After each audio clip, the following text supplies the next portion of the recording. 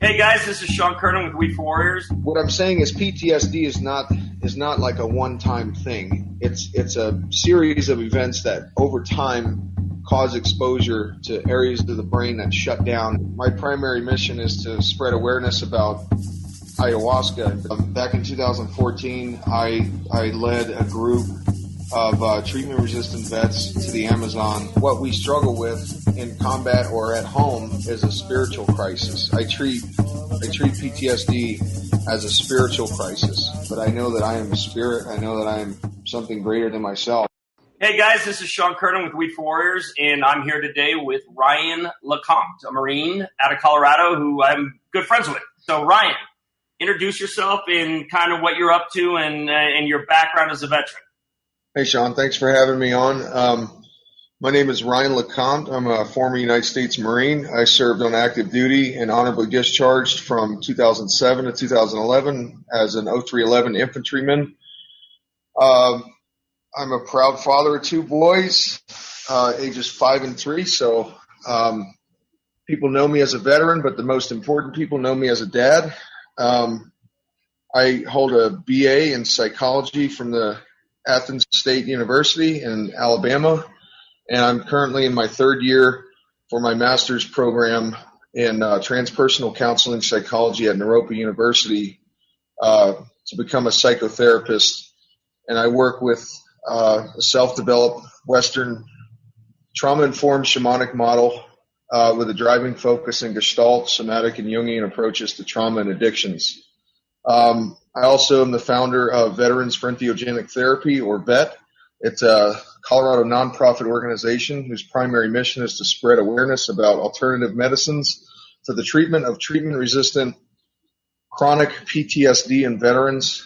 I also organize trips to South America, to the Amazon and Peru with veterans who have been diagnosed by the VA with treatment-resistant PTSD and or addiction, to work with Shipibo shamans and curanderos, working with ayahuasca for healing.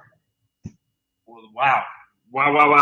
You've done a lot more than I think most, and so I look forward to this conversation. But first, the most important question, are you an Alabama University fan? Hell no, man. I am by way of Alabama. I am a Southern boy, though. I grew up in Louisiana. I'm a Ragin' Cajun coon-ass.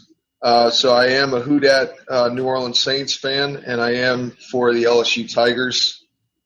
You know, my mom's generation, and when I was a kid, we used to wear bags over our heads at Saints games because of how bad the Saints were. And I was actually on active duty when the Saints won the Super Bowl, their first Super Bowl ring against the Indianapolis Colts. And I got to admit, I cried like a baby, man, because New Orleans is my hometown. It's a big melting pot of every race, gender, creed, nationality, and it's got a special place in my heart for sure.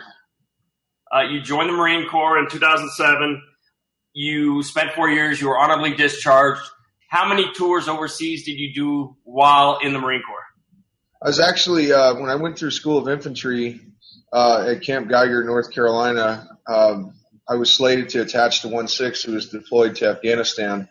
And we had a recruiter come in from 8th and I, Marine Barracks, Washington, who was a pallbearer. He was a body bearer, one of 8 Marines in the entire Marine Corps that was hand-selected to carry caskets at Arlington National Cemetery in Arlington, Virginia.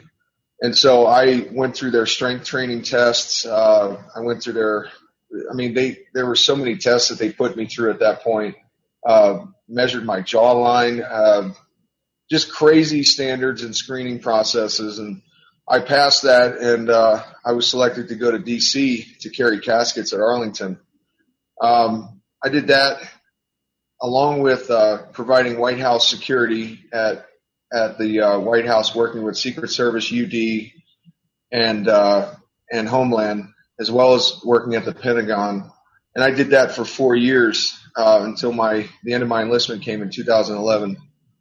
A lot of guys that I was slated to go with to Afghanistan in 1-6, I had lost and buried, that I went through infantry training battalion with. So that's sort of that's my background with the Marine Corps. I'm also a military brat. My dad served in the first Gulf War, and he did 20 years in the military. And his father, who's my grandfather, served at the Battle of Iwo Jima as a Marine, and he was 16 years old in that battle. So let's see. So you basically were a pallbearer for a good part of your career during the wars. I mean, how does that feel to constantly be, I can remember one thing that sticks with me, and I buried two people in my company, one in my platoon, one in my company, the 21 gun salute, in the taps. Yeah. When I hear it, it kind of brings me right back. I mean, how does that affect someone to be around that on a daily basis or weekly basis? Yeah, I mean, it was difficult. The motto that we had was the last to let you down. That was the Marine Corps motto for the body bearers. And it's difficult folding that flag and handing it to family members who are just in tears. And you feel their grief, but you just, with a straight face, doing that over and over for so long, I'm guessing it's played its part in my own relationship to the military and the sacrifices. I actually buried a few guys that I went through ITB with, and the one that hit closest to home was a friend who had killed himself in the barracks that lived a door down from me, who had just gotten back from Iraq, who was also a fellow 0311 infantry guy, and we'd found him the morning of, and he had hanged himself in his barracks, and that really stirred things up for me. Early on in my career, in 2008, we lost Sergeant Leon, and yeah, man, I can still remember. I can say the creed back to you that we say to the family members who we hand flags to. I'll never forget it. It's, "Sir, ma'am, on behalf of the President of the United States Marine Corps and all Marines, please accept this flag as a symbol of our appreciation for your loved ones' faithful and dedicated service to our country and to our Corps." And then I would salute and about face and follow my fire team. So it was difficult, man. I mean, and that's partly what plays into my awareness moving forward in research and moving forward with treatment of vets and all of the time I spent at the VA after I got out in 2011, going through the VA's process of being prescribed all these different medications, the cocktail of disaster, man. I mean, I went through all that shit, and then I got off it after listening to vet stories and spending 8-10 hour days at the Birmingham VA, just researching through my undergrad, doing a capstone project on treatment resistance and why PTSD there's so much resistance to treatment with it. And that's been my path so far, leading up to where I'm at now. It's really been the eye opener for me as a veteran and as someone who does want to continue serving my brothers and sisters, Yeah, so let's talk about that. The organization that you started, why you started it, and kind of what it focuses on. Absolutely. So after I got off all those medications, I was prescribed Prozac for depression because, like the American Psychological Association has declared that there are 3 primary approaches to treating PTSD: psychotherapy, psychopharmacology, and resourcing and education. I had no issue with the psychotherapy, although some of those modalities there were limited. CBT, exposure therapy can definitely re-trigger or re-traumatize vets. So that was a very specific use or modality of treating PTSD, and oftentimes, again, without pharmaceutical interventions, could cause a swelling of PTSD, so to speak. So being offered that in or out of the VA, it was the pharmaceutical interventions that I saw that had an issue. The FDA approved drugs for treating PTSD were antidepressants for depression, sedating anxiolytics or benzodiazepines for anxiety, and barbiturates for sleeping. Mainly those are the 3 different approaches to treating PTSD. It's anxiety, depression, and sleeping patterns that they I guess the way to explain it is like PTSD is at the top of this umbrella, and underneath are these three different symptoms of PTSD. And so the VA and Western medicine focuses more on treating the symptoms of PTSD. It's a form of treatment called allopathic, and that means treating symptoms as a means to find a cure. And so Western medicine, in some cases, can be really useful for mental health. I know people who suffer from dissociative disorders that really do need some of those pharmaceutical interventions. So I can see the need for it in certain contexts. I can even see the need for antidepressants, short-term use only. And as long as that's being used short-term along with therapy, it could be very beneficial. But for a very specific population of PTSD patients, specifically chronic and treatment resistant, man, antidepressants, diagnosing and prescribing veterans to be on these medications long-term and not following up with effective psychotherapy, it can be devastating. And I feel like that, although I don't see any science out there right now to suggest that PTSD is a correlational factor to see the rise in suicide rates amongst vets, but I feel like that could be a definite.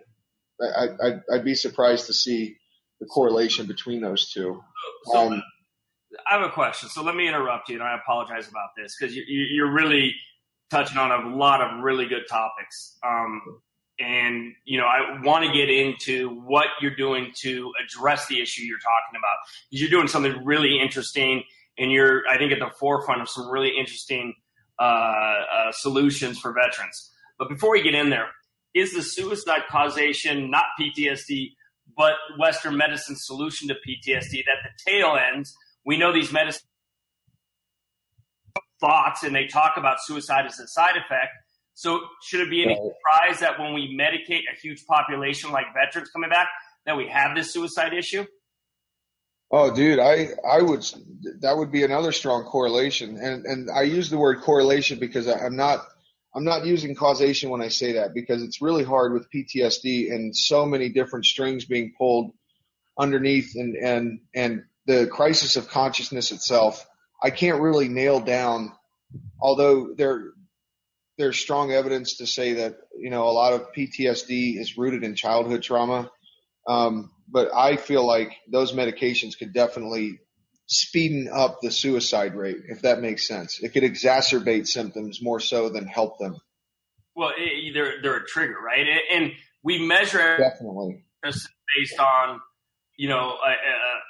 the bell curve, right? So if you have such a large population that doesn't show these side effects and a small population that does, and these are accepted solutions, and you give them to 100,000 people and 1% have suicidal thoughts, that's 1,000 people that are going to feel like they want to commit suicide. Which is a lot. I mean, in the grand scheme, that sample size is huge. And that's why I feel like even the work that I do with vet and cannabis, these things may not be for everybody. There are vets who come back and have a structured support system that, family and friends, and it could be a number of factors. It could be a shitty support structure coming back, and that could be rooted in childhood. That could be indicative of not having enough support growing up as a kid. Or it could be the fact that they, fucking had to kill a little kid over there because it compromised the safety of their entire platoon on a convoy run. I mean, it could be, what I'm saying is PTSD is not like a one-time thing. It's a series of events that over time cause exposure to areas of the brain that shut down and allow for the people to have a set of resiliency skills that could help them cope in healthy ways to deal with stuff. And for me, marijuana is one way of helping people cope that's so much better than shitty pharmaceutical bullshit drugs that can just make a person go nuts. Okay. Yeah. So marijuana, and obviously that's, I'm focused on that, and I know you've been focused on it. You've helped a tremendous amount in that cause. And I can't even pronounce that middle name, but please do, VET. Explain that. to the people listening what it is and the substance we're talking about? Oh, you bet, man. So what I sort of, I guess my area of expertise, if you want to call it that, my SHME area is Veterans for Entheogenic Therapy. And the word entheogenic means divine within. So it's taking a form of psychotherapy that involves a component of spirituality, which I feel like a lot of what we struggle with in combat or at home is a spiritual crisis. I treat PTSD as a spiritual crisis. And so what I do is my primary mission is to spread awareness about ayahuasca in particular is one of those modalities. We do support peyote use in ceremony with Native Americans. But what these substances do is show you that you have something within yourself that is capable of finding healthy coping styles and healthy ways of navigating in the world with your PTSD. And there are actual there's fMRI brain scans recently that have been published in Brazil and I think in Spain that show areas of the brain that ayahuasca actually targets, and that those same areas of the brain, ironically enough, have been affected by PTSD. The limbic system, the parasympathetic system, and the prefrontal cortex, which is the meaning-making part of the brain. So now there's some physical stuff coming out about ayahuasca, but really what it comes down to is getting back to the root of who we are as human beings and finding a sense of empowerment as veterans who've been stigmatized for centuries now. What is ayahuasca? So ayahuasca is a shamanic brew. It's been developed over the course of the last 2,000, 3,000 years. That's what's been known to Western society as a psychoactive brew that shamans who are called spiritual ayahuasqueros, I guess the best word to describe a shaman is someone who's been selected out of their tribe to drink this medicine and to navigate, the spiritual realm and to bring back sources of information for the tribe, for the benefit of the tribe. And so, you access different parts of who you are. It's hard to really get into unless you've gone there. I'm sure there's listeners out there who have gone there, but for those who have never tried ayahuasca, it's a divine experience. It's a spiritual experience. When we talk about ayahuasca, because there's ayahuasca, ibogaine, I believe, and then there's peyote. And to a lot of people, they confuse it and think it's the same thing, and it's not. I mean, right. Cactus, and used by native. And again, I by no means am an expert in this, so please excuse me if I stick my foot in my mouth. But peyote is a cactus used by Native Americans in North America. Ayahuasca is used. Where is it predominantly from? Where has it been used? And what is it physically? Gotcha. So yeah, ayahuasca is a South American brew, mainly originated in Peru, northern Peru, in the Amazon, and it has two active ingredients in it. The first is caapi leaf. It's called CAAPI. It's caapi, Banister's caapi, and that holds the MAOI inhibitor, which allows the other ingredient, which is the vine, the ability to sit in your gut and allow your metabolism to process the active ingredient, which is dimethyltryptamine or DMT. There's been a documentary called DMT, the Spirit Molecule, and it's a profound substance. It's something that's new in the West, but it's been around in the Amazon for thousands of years. People often attribute it to dreams, like that's the reason we have dreams. And so your brain actually produces small amounts of it while you sleep, and when you die, your body produces massive amounts of it. So it suggests that, it's the first time in history that the West has really looked at a molecule that, or a receptor in the brain that works with the serotonergic system that says okay, I have a spirit, or in a sense, I am not, my body is a carrier of my spirit and my soul. And people, I mean, I believe it. I'm a believer in what it is and how it works. I just can't explain exactly why. But I know that I am a spirit. I know that I am something greater than myself. About that right there. You can explain why, but that doesn't mean you're not trying to explain why. You've been involved, with many groups that are looking to do studies into ayahuasca. You're looking into, you do work some groups in the U.S. that have I don't know if they've administered or not, but look to administer it. You've been actively involved in the movement. You've been actively involved in groups that are helping. You've gone with veterans to Peru, I believe, or Florida. What you've done in the past 12 to 20, 18 months to advance the cause, because we now understand who you are. We also have a limited understanding of what ayahuasca is for the listener. Now to lead us through kind of what your journey is to, like Weed for Warriors is for cannabis, your group is for ayahuasca, and connecting veterans who are interested with that alternative medicine beyond your personal journey of your education and getting your master's, your third year of your master's, and your BA in psychology in Alabama, where it is you currently are and where your efforts are right now. Okay, cool. Yeah, so I didn't mention this before, but back in 2014, I led a group of treatment-resistant vets to the Amazon, and was followed by the CNN reporter Lisa Ling, and we were featured in a documentary that aired on public television called This Is Life with Lisa Ling.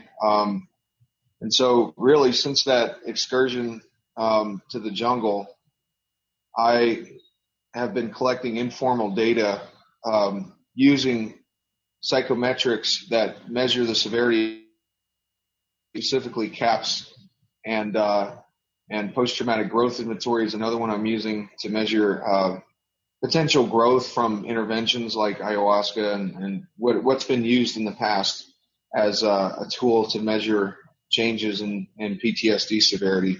And so I was convinced by the results of that informal data just from a few vets that were considered anecdotal. So I took that data to several research organizations that potentially would sponsor a study that I would push through my graduate institution at Naropa University's IRB, and the Multidisciplinary Association for Psychedelic Studies was the one that seemed to support this work the most, so I went with them.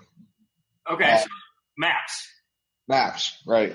Yeah, everyone knows Rick Doblin, and Rick Doblin fame. He's been around forever, and he's advanced the study with Sue Sisley, who I was not involved with, but how I came up through and got involved with this. And you then approached him. So explain to us, your involvement with MAPS initially and kind of how that started. Well, for my capstone, for my bachelor's degree, as a side project, I wrote a proposal called LSD assisted psychotherapy, for alcoholism. And I did a bunch of digging, back in the 50s where they showed some promise, in working with LSD for patients suffering from alcoholism, severe alcoholism. And there was some promise there. So I wanted to do a follow-up on that. And so I submitted that protocol to MAPS and Rick Doblin, and asked that they provide financial support to conduct that study through my graduate program.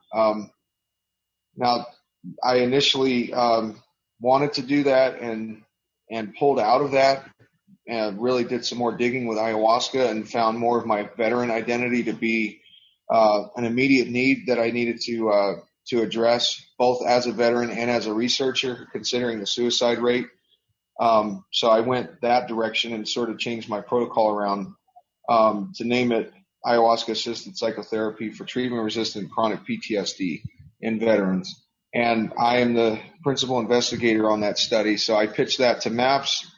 I worked extensively with other names in the field like Dr. Gabor Mate, Dr. Stan Groff, Dr. Charles Grove, and Dr. Roland Griffiths and Dr. Dennis McKenna, all of which are part of different research organizations, and had the support of these guys and submitted my protocol after I got out here to Naropa for review. That process took longer than I had expected due to the illicit nature of ayahuasca, it being a Schedule I substance. It took a lot of grounding and pounding and educating the institutional review board at Naropa to get their approval on this study. But it was showing promise. So on one side, I was educating the board about what ayahuasca is, answering any questions, safety concerns that they had about this exposed population. But no real resistance, just a lot of digging and researching and follow-ups with board members. And I learned a lot in that process as a researcher, like how long it really does take to get a study through involving a Schedule I substance. But during that time, I'm sharing data with MAPS, and I had their support with their clinical team out there at Santa Barbara or Santa Cruz, California. And Rick himself was just an amazing ally in getting this study pushed through. I'd come to him with concerns about the IRB's process. I wasn't, as a veteran, wasn't really familiar. I was putting both feet forward doing this for the need of vets. So I continued using them as a consulting agent as well as a financial sponsor. Let me interrupt you and let's take a break, okay? And we'll be right back after these 5 dabs.